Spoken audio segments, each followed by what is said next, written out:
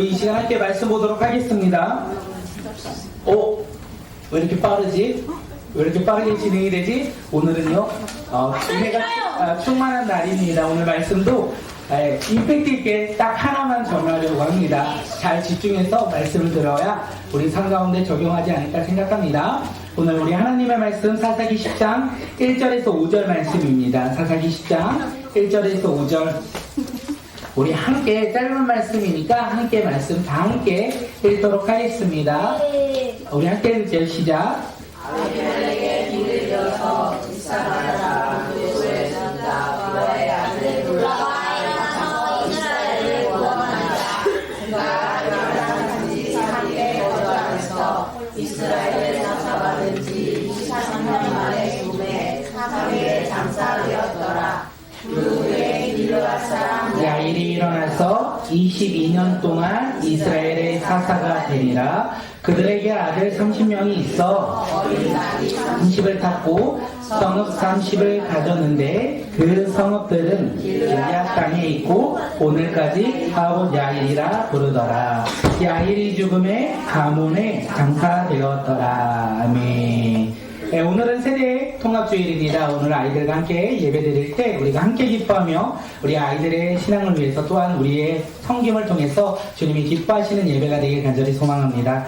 2024년 꿈꾸는 교회 표현은 하나님이 부르신 공동체입니다. 주보 혹시 있으신가요? 주보 맨 앞장 한번 볼까요? 주보 맨 앞장을 보면요, 여기에 세 가지의 글이 있어요. 우리 한번 읽을게요. 시작.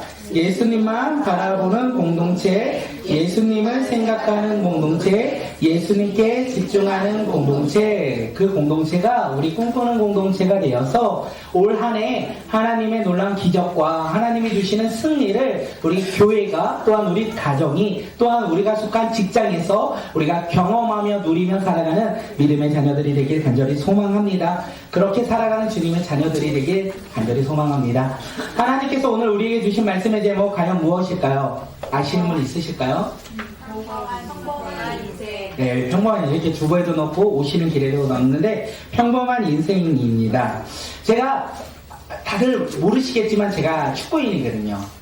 그래서 아시안 게임을 매일 밤에 보고 싶지만 볼 수가 없어요. 너무 늦은 시간에 해서.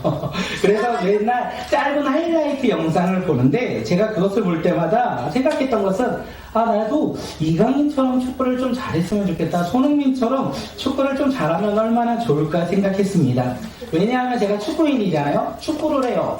월요일마다 이렇게 목사님들하고 모여서 축구를 하는데 제 실력이 어느 정도냐면 이제 후보래서 후보로서 내가 평범한 삶을 살아가는 모습 가운데 내가 이강인처럼 한다면 내가 월요일에 축구할 때 동네를 대표할 수 있는, 비록 나라까지는 내가 대표할 수 없겠지만 동네는 내가 대표할 수 있는 실력이 되어 이렇게 축구인으로서 살아가지 않을까라는 생각을 합니다. 이번 아시안게임을 통해서 제가 깨달은 것은 나도 손흥민처럼 잘했으면 좋겠다라는 생각이 들었어요. 사랑하는 성도 여러분, 오늘 우리는 어떤 인생을 살고 계십니까? 손흥민처럼, 이강인처럼 나라를 대표하시며 살아가고 계십니까? 아니면 모세와 여호수아와 기드온처럼 민족과 열방을 변화시키는 삶을 살고 계십니까?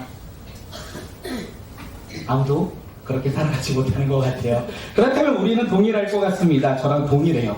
이름도 없이 얼굴도 없이 우리에게 주어진 하루에 감사하며 평범한 하루를 살아가는 모습이 오늘 우리의 삶은 혹시 아니십니까? 오늘 우리는 어떤 모습으로 오늘 하루를 살아가고 계십니까? 이것이 우리에게 주어지는 메시지가 아닐까 생각합니다.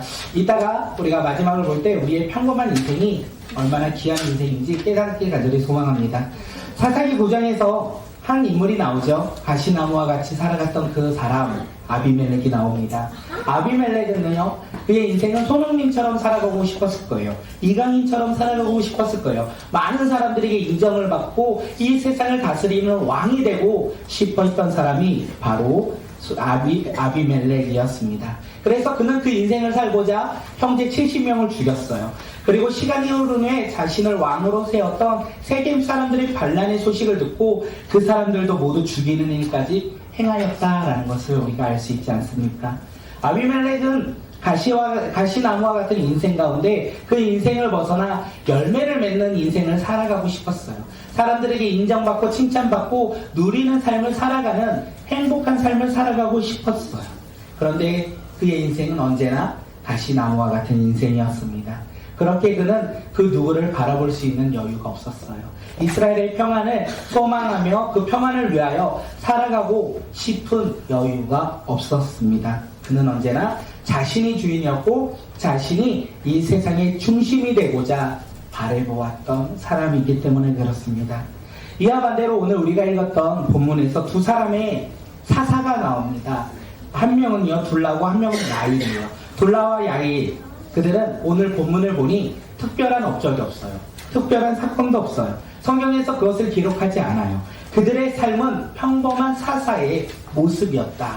우리와 지극하게 동일한 삶을 살아갔던 인생이 아니었을까 생각되어집니다.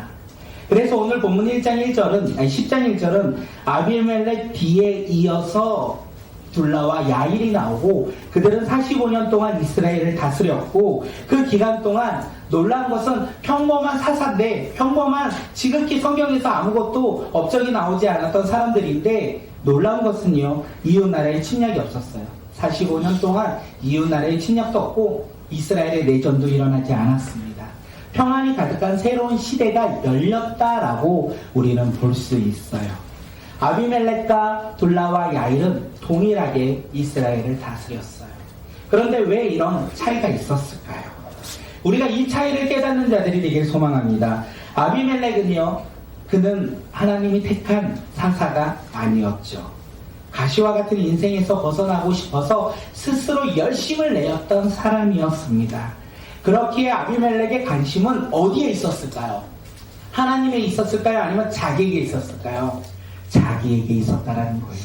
그의 관심은 자기에게 있었고요. 오늘 우리가 함께 읽었던 둘라와 야일은 하나님의 택한 사사로서 그들의 인생은 하나님이 주신 직분에 그 사사의 직분에 기쁨으로 충성하며 감당한 사람들이라는 것을 우리가 알 수 있어요.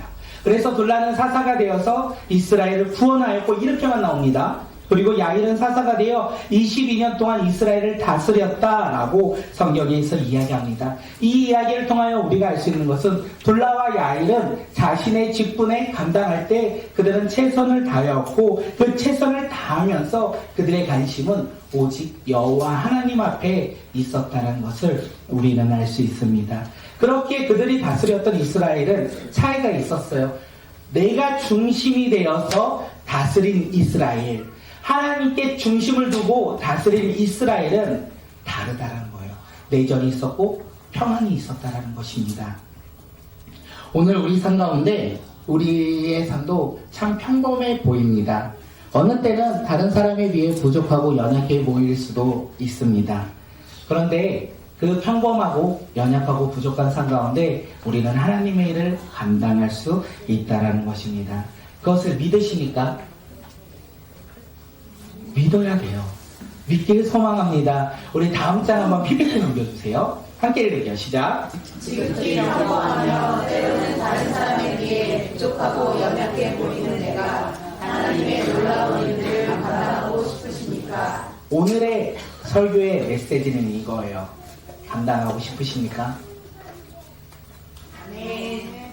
서로 주고 받아야 되겠죠? 할렐루야! 아멘. 감당하고 싶으십니까? 아멘. 우리가 감당하길 소망합니다. 우리가 그것을 감당하고자 소망할 때 놀라운 일이 일어날 것입니다. 그 길은 하나님께서 우리 가운데 사명을 주신다는 거예요. 평범한 우리에게 하나님께서 사명을 주실 때 하나님의 놀라운 기적을 우리는 행할 수 있습니다. 하나님은 우리 가운데 사명을 주실 때, 연약하고 부족한 우리에게 사명을 주실 때 우리가 순종하며 나아가는 그 길 가운데 하나님은요 승리를 허락하신다는 것입니다. 이번 최근에 엊그저께 금요기도회 때 우리 JD 워십을 위해서 함께 기도하는 시간을 가졌습니다. 그래서 기도 제목을 요청했을 때 많은 분들이요 자신은 부족하고 연약한 사람이다 라고 고백했어요. 개인적으로 제가 여기 설교 원본에 뭐라고 썼냐면 아닌데 잘하시는데 나보다 뛰어나신데 라고 썼는데 우리가 이렇게 고백한다라는 거예요. 그런데 JD 워십만의 고백이 아니라 우리의 모습의 고백이 아닐까 생각합니다. 나는 평범하고 나는 연약하고 나는 부족한 사람입니다. 다른 사람에 비해 특별한 재능이 나에게는 없는 것 같습니다. 나는 지극히 평범한 일상을 살아가는 사람입니다. 라고 생각합니다. 그렇게 나는 하나님의 놀라운 일을 감당할 수 없다라고 생각하기도 합니다. 그런데 놀라운 사실은요, 하나님이 우리를 제일 워십으로 불러주셨고 하나님의 자녀로 우리를 불러주셨다라는 거예요.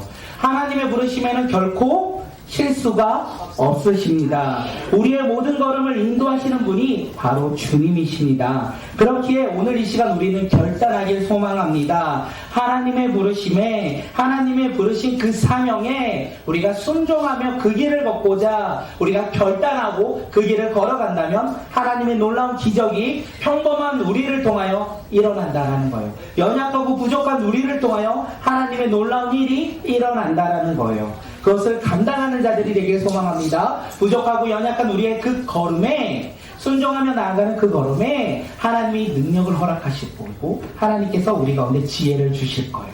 우리는 그 능력과 그 지혜로 살아가며 하나님께 영광을 올려드리며 살아가는 믿음의 자녀들이 오늘 이 시간 우리 모두가 되길 간절히 소망합니다. 다시 서론으로 돌아가면 우리는 평범한 인생을 혹시 살고 계신 것 아닙니까? 그 평범한 인생 가운데 하나님이 주신 사명을 바라보며 살아가는 자들이 되길 간절히 소망합니다. 둘라와 야일처럼 우리의 인생은 평범할 수 있습니다. 하지만 그 가운데 하나님을 믿고 하나님이 주신 비전과 사명을 감당한다면 우리는 하나님의 놀라운 능력을, 하나님이 우리에게 주시는 기적을, 하나님이 우리에게 허락하신 승리를 우리는 맛보아할 수 있을 것 같습니다.